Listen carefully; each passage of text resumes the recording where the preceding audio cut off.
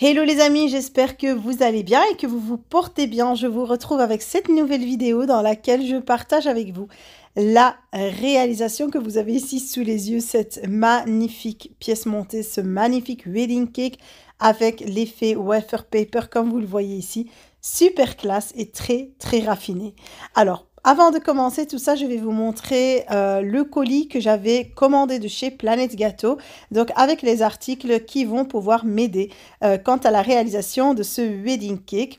Alors, pour les personnes qui ne le savent pas encore ou qui sont nouvelles sur ma chaîne, vous allez retrouver dans le descriptif de la vidéo le lien de tous les articles ainsi que le code promo qui vous permet d'avoir une réduction lors de votre commande. Vous pouvez l'utiliser jusque 3 fois. Alors, j'ai pris d'abord cette boîte que j'avais déjà présentée plusieurs fois. Donc là, je m'étais dit que c'était la boîte idéale pour présenter mon wedding cake. C'est la boîte donc dorée qui est ronde de Sugaria. Voilà, on le voit ici avec le socle, le couvercle et le contour. Ici, j'ai pris également un cakeboard qui fait 30 cm de diamètre, donc de la marque Sugaria toujours.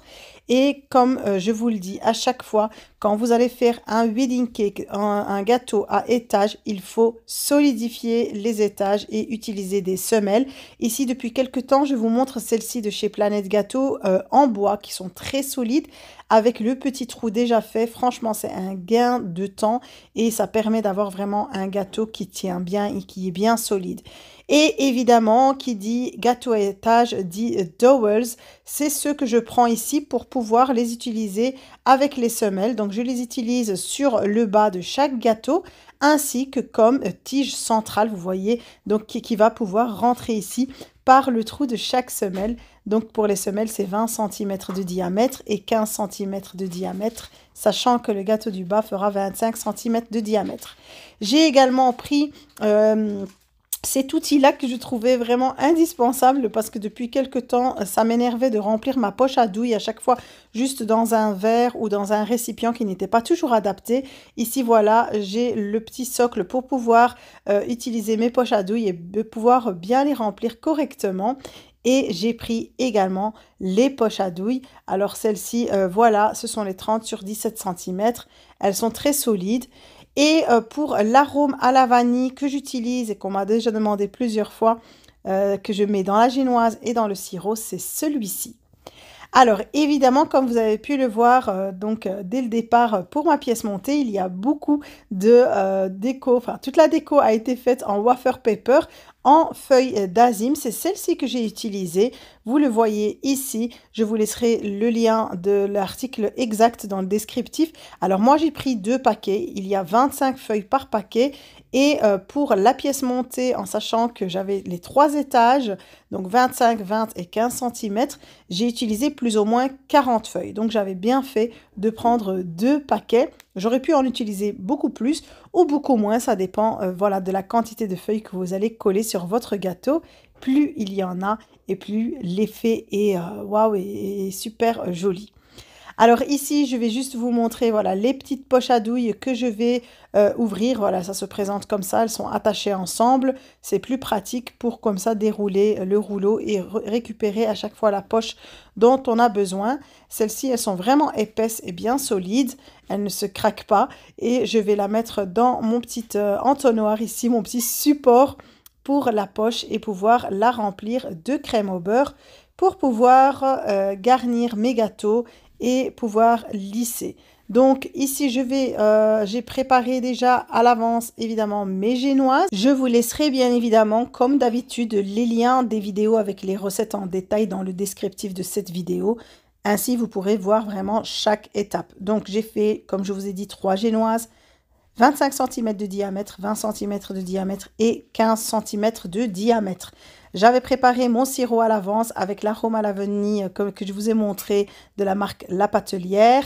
Vraiment, ça donne un super bon goût. La crème au beurre et les ganaches qui ont servi à garnir le gâteau. Donc pour cette pièce montée, on était parti sur un goût fruit de la passion et framboise. Alors ici, je vous montre pour les feuilles d'azime. Donc ici, je vais d'abord les couper. Voilà, c'est la partie la moins sympathique, on va dire, pour la déco de ce gâteau. Ça prend énormément de temps. Alors j'avais pris ce petit outil, ce découpe-feuille, si je peux appeler ça comme ça, ou une rogneuse tout simplement.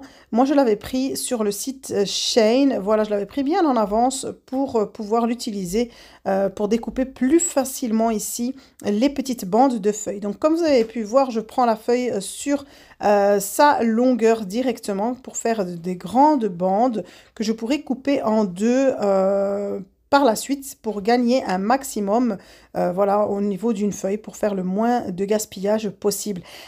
Ici, pour la largeur des bandes, je suis partie sur 2 cm. Voilà, on peut faire moins épais, mais moi je trouvais que c'était juste la largeur idéale pour pouvoir vraiment les enfoncer dans le gâteau et que ça tienne bien. Voilà, ici je vais juste les prendre et les couper au niveau du milieu. Donc j'avais évidemment vu et calculé la hauteur de mes gâteaux et je me suis dit que c'était la hauteur idéale. J'aurais juste à couper quelques petits centimètres au moment de la pose. Alors ici, évidemment, les gâteaux ont été fourrés, ils ont été lissés, ils ont reposé au frais pour pouvoir figer et durcir. Et ici, je passe au montage. Je vous mettrai dans le descriptif de la vidéo ici le lien vers la vidéo où j'avais montré comment monter en détail une pièce montée. Évidemment, j'ai mis les semelles avec les petits trous sous le gâteau du haut et celui du milieu. J'ai posé mes dowels à chaque niveau de chaque gâteau et j'ai mis mon dowel central pour pouvoir maintenir la pièce montée. Alors ici, j'avais fait juste la petite finition, comme vous avez vu, pour masquer le bas des gâteaux, même si dans le cas ici, avec cette décoration précisément, voilà, c'est pas obligatoire vu qu'on ne voit pas dans tous les cas le bas de chaque gâteau. Et ici, une autre partie super amusante pour cette pièce montée, et c'est pas la moindre parce que c'est celle qui prend le plus de temps, c'est de coller, voilà, toutes les petites bandes de feuilles d'azime. Alors je vous conseille d'avoir un gâteau qui est quand même sorti un peu en avance du réfrigérateur et qui a une crème au beurre qui a eu le temps de se ramollir légèrement pour pouvoir enfoncer facilement les feuilles d'azime. Alors j'avais vu avant de me lancer dans cette pièce montée sur internet plusieurs techniques pour pouvoir garnir, décorer les gâteaux de cette façon avec ces feuilles d'azime. Voilà, pour moi c'était la plus pratique et la plus facile, celle qui me demandait le moins de casse-tête. J'avais vu aussi une autre technique où on pose directement les feuilles d'azime, donc où on coupe juste la hauteur du gâteau et à plat sur le plan de travail et où on dépose avec la colle alimentaire ou un peu d'eau les petites bandes l'une à côté de l'autre et ensuite on récupère le grand tapis, on va dire, avec les petites bandes et on pose sur le gâteau. Alors pour moi, je trouvais qu'ici, les déposer comme ça directement, voilà, c'était moins casse-tête et de toute façon, au final, ça demandait pratiquement le même temps de travail. Et là, voilà, je suis partie pour plusieurs heures de collage. Ça a vraiment pris beaucoup de temps. Entre-temps, je faisais quelques pauses et je remettais la pièce montée au réfrigérateur pour pouvoir, voilà, un peu récupérer et couper de nouveau de nouvelles bandes de feuilles, car au début, j'avais vraiment sous-estimé la quantité dont j'aurais besoin. Moi, je pensais vraiment que j'en aurais besoin d'une vingtaine de feuilles et j'étais contente d'avoir pris 2 paquets. J'ai pas regretté d'avoir pris les 2 paquets. Voilà, comme je vous ai dit, j'ai utilisé une quarantaine de feuilles d'azime. Voilà, ici, une fois que j'ai fini le tour d'un gâteau, avec une paire de ciseaux, je viens juste couper un petit peu l'excédent pour égaliser, mettre tout à niveau. C'est beaucoup plus joli, je trouve, quand ils ont tous la même hauteur. Plus ou moins, on est à quelques millimètres de différence parfois et ça ne se voit pas. Voilà, je termine avec le dernier gâteau, celui du haut. Voilà, plus j'avance dans le travail et plus je suis contente de me dire que c'est bientôt terminé. Ça prend beaucoup de temps, en effet, mais le résultat en vaut la peine. C'était juste super joli à regarder. Voilà, ici aussi pour le dernier étage, je vais couper. Et comme vous voyez, j'espace parfois les feuilles et ensuite je reviens pour en remettre d'autres vraiment au milieu pour essayer de combler le maximum, voilà, les espaces voilà, du gâteau. Une fois que j'ai terminé de poser toutes mes feuilles d'azim, je viens passer à la deuxième étape de la décoration, celle des fleurs. Donc ici, j'ai utilisé ces fleurs-ci que vous voyez que je pose donc entre chaque étage. Donc je les pose juste comme ça par-dessus, voilà, avec les petites feuilles qui dépassent légèrement de la hauteur du gâteau, ça tient bien. Et je vais faire le tour comme ça. Pour les deux gâteaux et celui du haut, je vais couvrir complètement le haut. Voilà, ça donne un côté très, très classe, très chic. Et avec toute cette couleur blanche, c'est très épuré. Voilà, moi, vraiment, j'adore.